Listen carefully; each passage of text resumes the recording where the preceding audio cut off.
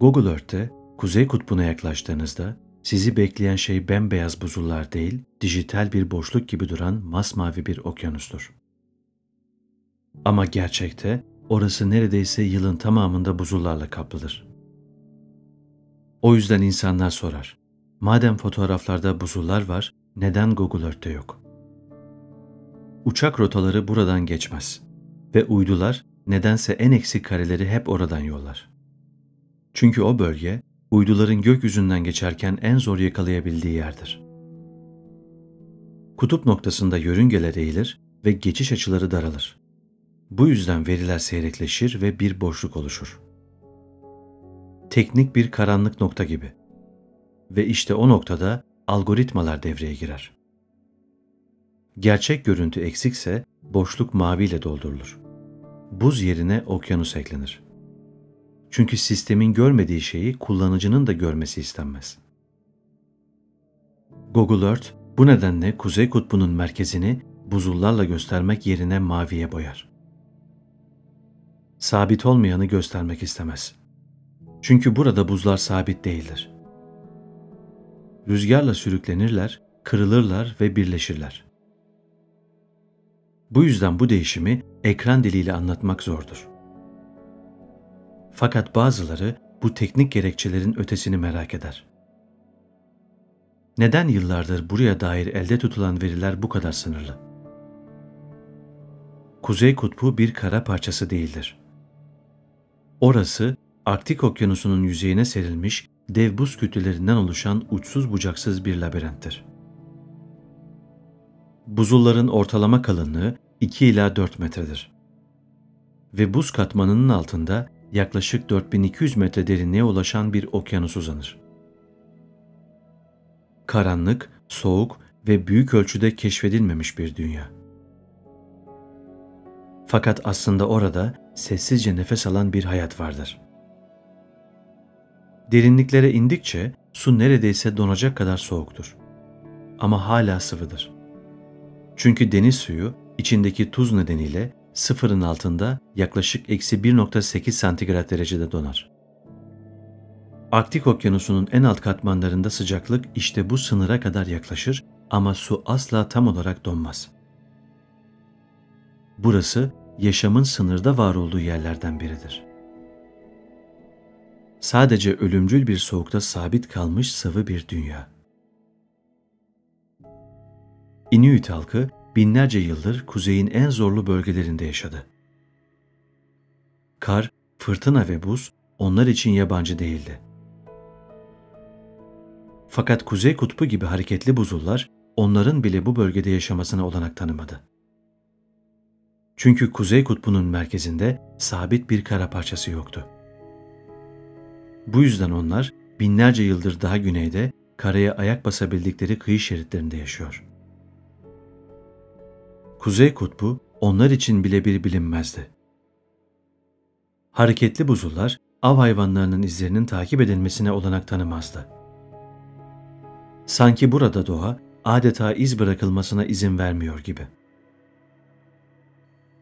Yaz aylarında, özellikle Temmuz ayında sıcaklık buzun üzerinde -2 santigrat derece ile +5 santigrat derece arasında değişir. Bu Kuzey Kutbu için sıcak sayılır. Güneş 24 saat boyunca batmaz.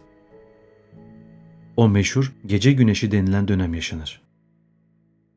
Ufuk çizgisinde eğik bir şekilde asılı duran turuncumsu güneş hem ürpertici hem de büyüleyicidir. Gölgeler yere yapışır ve zaman algısı kayar. Fakat kışın sıcaklık -50 santigrat derecelere kadar düşer. Soğuk hava nem taşıyamadığından hava kuru, rüzgar keskin ve gökyüzü simsiyah olur. Aralık ile Mart arasında güneş hiç doğmaz. Aylar süren karanlık bir gece yaşanır. Gökyüzünde sadece yıldızlar değil, kuzey ışıkları da belirir. O karanlığın içinde beliren kuzey ışıkları gökyüzünde yavaş yavaş hareket eder. Sanki buzların üzerinde sessizce süzülen bir perde gibi. Yüzyıllar boyunca insanlar Kuzey Kutbu'na ulaşmaya çalıştı. haritacıların hayal gücünü zorlayan, kâşiflerin canını alan, hükümetlerin bile tam olarak çözemediği bir sonsuz beyazlıktı burası. 15. yüzyılın sonlarına gelindiğinde Avrupa'da Kuzey Kutbu'na dair garip söylentiler dolaşmaya başlamıştı. Vikingler, kutup yıldızının altındaki karanlık girdaptan söz ediyordu. Haritalarda kimsenin adım atmadığı o kuzey boşluğu büyük bir sır gibi bırakılmıştı. Yüzyıllar sonra Britanya İmparatorluğu uzun süredir kuzeybatı geçidini bulma hayalinin peşindeydi. Yani Atlantik ile Pasifik'i Arktik Okyanusu üzerinden birbirine bağlayan o donmuş labirenti arıyorlardı. Avrupa'dan Çin'e uzanacak bu yeni rota bulunursa hem ticaret yolları devrim geçirecek hem de Britanya küresel denizciliğin tartışmasız hakimi olacaktı. Ve işte 1845 yazı bu büyük rüyayı gerçeğe dönüştürmek için seçilen andı. Sir John Franklin komutasındaki 2 gemi Erebus ve Terror, 129 kişilik mürettebatı ile birlikte sessizce kuzeye doğru açıldı. Franklin, yaşlı ama saygıdeğer bir deniz subayıydı. Daha önce 3 kutup yolculuğu yapmıştı ve hayatta kalmıştı. 4. de hayal edilen son büyük keşfi gerçekleştirmek istiyordu. Erebus ve Terror sıradan gemiler değildi. Her ikisi de buharlı motorlarla güçlendirilmişti. Dış yüzeyleri kalın meşe ve demir plakalarla kaplanmıştı. Donmaya karşı daha dayanıklı olmaları için yeniden inşa edilmişlerdi. Mürettebatın yanında 3 yıl yetecek konserve yiyecek, bilimsel aletler, kitaplar ve hatta müzik enstrümanları bile vardı. Bu sadece bir keşif değil, aynı zamanda bir medeniyetin kutba açılan vitriniydi. Gemiler 19 Mayıs 1845'te İngiltere'den yola çıktı. Grönland'da son kez görüldüler. Ardından Kanada Arktik takım adalarının karmaşık buz koridorlarına girdiler. Ve bir daha kimse onlardan haber alamadı. İlk başta Londra'daki yetkililer ve mürettebatın aileleri paniğe kapılmadı. Çünkü sefer zorlu koşullar göz önünde bulundurularak 3 yıllık erzakla planlanmıştı. Zamanla geri döneceklerini düşünüyorlardı. Ama aylar geçti, yıllar geçti, hala bir haber yoktu. 1848 yılında, yani seferin başlamasından 3 yıl sonra İngiliz donanması alarma geçti. Ve o andan itibaren Arktik Okyanusu tarihinin en büyük arama kurtarma çalışmaları başladı. Peş peşe gönderilen arama seferlerinin bazıları buzullar arasında hapsoldu. Bazıları ise kaybolanları ararken kendileri tarihe karıştı. Hiçbiri Franklin'in izini net biçimde bulamadı. Yıllar geçti. Kaybolan 129 kişilik mürettebatın akıbeti bir muammaya dönüştü.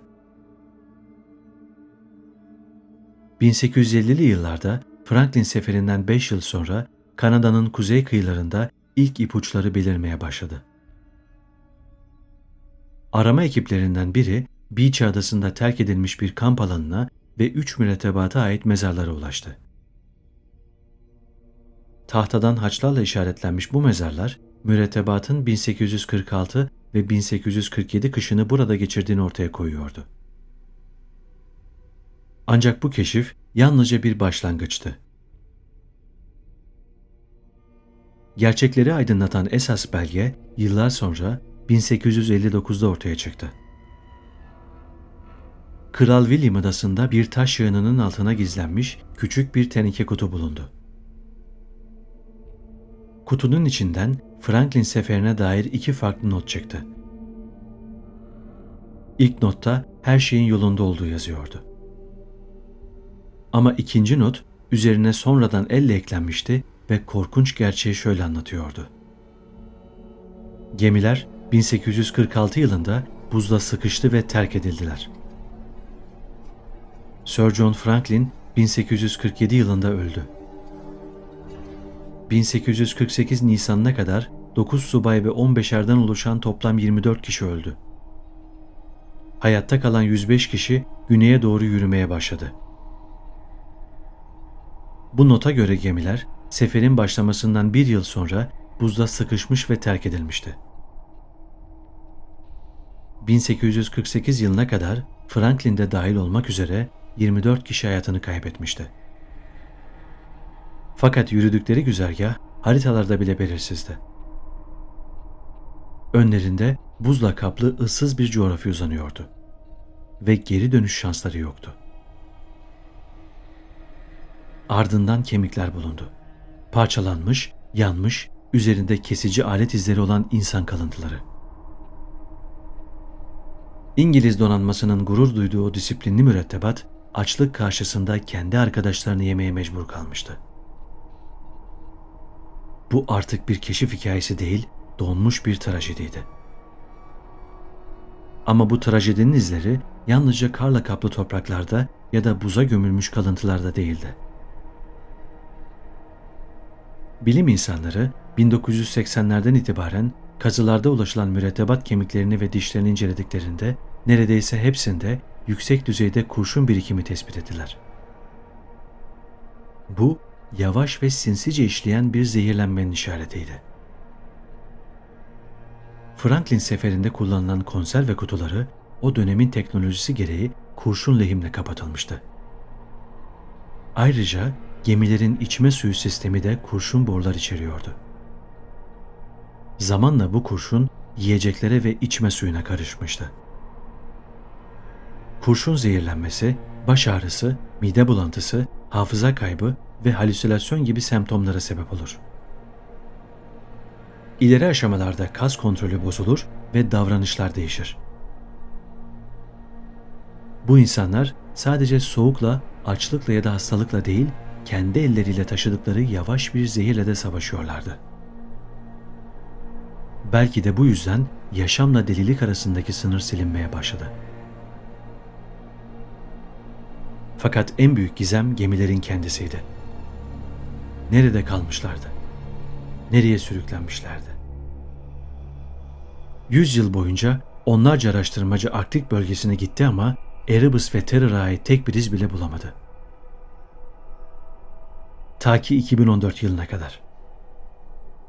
2014 yılında Kanada'nın kuzeyinde çalışan bir araştırma ekibi uzun zamandır kayıp olan Erebus gemisinin izini buldu. Kalın buzulların ve karanlık suların altında neredeyse sapasağlam duruyordu. Queen Körfezi'nin donuk sularında sadece 11 metre derinlikte yatıyordu. 2 yıl sonra bu kez Terror ortaya çıktı. Erebus enkazından yaklaşık 50 kilometre uzaklıkta yer alıyordu. Gemi hala dik duruyordu. Odaları, kaptan köşkü, hatta pencereleri bile yerli yerindeydi. Sanki sadece mürettebat buhar olup uçmuş gibiydi. Teknoloji, güç ve hazırlık. Hiçbiri yeterli olmamıştı. Kuzeyin buzulları zamanla her şeyi yutmuştu. Ve geride yalnızca kalıntıların anlattığı parçalı bir hikaye bırakmıştı. 1897 yazına gelindiğinde ise İsveçli mühendis ve kaşif Solomon August Andre kutba ulaşmak için benzersiz bir yöntem seçti. Hidrojenle dolu bir balon ile gökyüzünden gidecekti. Yanında 2 kişi daha vardı. Hedefleri Kuzey Kutbu'na ilk kez hava yoluyla ulaşmaktı. Balon 11 Temmuz 1897'de Norwich'in takım adalarından havalandı. Ama daha ilk saatlerde işler ters gitmeye başladı. Balonun kontrol mekanizmaları yetersizdi. Rüzgar hızla yön değiştirdi ve uçuş kısa süre sonra sürüklenmeye dönüştü. Yalnızca 3 gün sonra balon Arktik'in ortasında buza zorunlu iniş yaptı. Andre ve arkadaşları kutup ayılarının gezindiği eksi 40 santigrat dereceyi bulan buzul çöllerinde aylarca yürümeye çalıştılar. Ama başaramadılar. Kendilerinden hiçbir haber alınamadı. Sefer kayıplara karıştı. Ta ki 1930 yılına kadar. Tam 33 yıl sonra Norveçli balina avcıları Kivitoya adlı ıssız bir adada kamp izlerine rastladı. Çadırlar, eşyalar, tüfekler, kamera makaraları ve 3 ceset. Cesetler Arktik'in dondurucu etkisiyle neredeyse hiç bozulmamıştı. İçlerinden birinin üzerinde bulunan günlükte son cümleler açık bir umutsuzluk taşıyordu. Yemek bittiğinde, güçleri tükendiğinde sadece beklemişlerdi. 20. yüzyılın başlarında İtalyan Umberto Nobile Zeppelin'le kutba uçtu. Gerçekten kutup üzerinden geçen ilk insanlardan biriydi. Ancak dönüşte Zeppelin fırtınaya yakalandı ve buzullara çakıldı. Geminin gövdesi parçalandı ve mürettebattan bazıları olay yerinde öldü.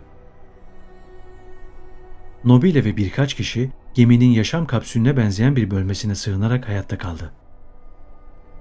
Enkazın bir kısmı donmuş okyanusa gömülürken hayatta kalanlar rüzgarın ve buzun ortasında yardım sinyali göndermeye çalıştılar. Günler geçmiş olmasına rağmen seslerini duyan olmadı. Kazadan 2 hafta sonra Sovyet bir keşif uçağı onları buldu. Nobile ağır yaralıydı. Pilot önce Nobile'yi kurtaracağını, sonra diğerlerine döneceğini söyledi. Ve Nobile arkadaşlarını geride bırakarak kurtarıldı. Nobile'nin ardından 5 kişi daha farklı zamanlarda sağ olarak kurtarıldı. Bu kurtarılma İtalya'da kahramanlık değil, ihanet gibi karşılandı. Basın, general önce kendini kurtardı, adamlarını geride bıraktı diye manşetler attı.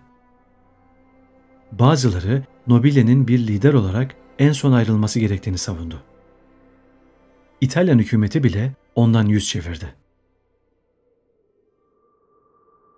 Amerika Birleşik Devletleri, Soğuk Savaş'ın en gergin günlerinde tarihe geçecek gizli bir operasyon başlattı. Nükleer güçle çalışan denizaltı USS Nautilus sessizce sulara indi. Hedef, Kuzey Kutbu'nun tam altından geçmekti. Ve sonra başarı duyuruldu. Basına sadece bir satırlık bilgi verildi. Geçiş başarıyla tamamlandı. Ama hepsi bu kadar. Peki neden hiçbir detay açıklanmadı? Gerçekten sadece bilimsel bir keşif miydi, yoksa bu yolculuk Kuzey Kutbu'nun altındaki başka bir gerçeği mi ortaya çıkarmıştı? Ne bir fotoğraf, ne bir kayıt. Okyanusun 4000 metre altındaki sessizlikte neler görüldü? Gerçekten yalnızca okyanusun karanlık sularını mı geçtiler, yoksa o derinliklerde daha önce hiç kayda geçmemiş bir şeyle mi karşılaştılar? Belki de hiç gidilmedi. Kuzey Kutbu hala orada. Uyduların çekmekte zorlandığı, haritalarda boş bırakılan, devletlerin kıyısından dönüp sustuğu bir bölge. Bilimin bile bazı yerlerde sadece bilmiyoruz diyebildiği bir alan. Belki de asıl soru şu: İnsanlar orayı keşfetmekten mi vazgeçti, yoksa orada keşfettikleri şey yüzünden mi sessiz kaldılar? Bir sonraki videoda görüşmek üzere.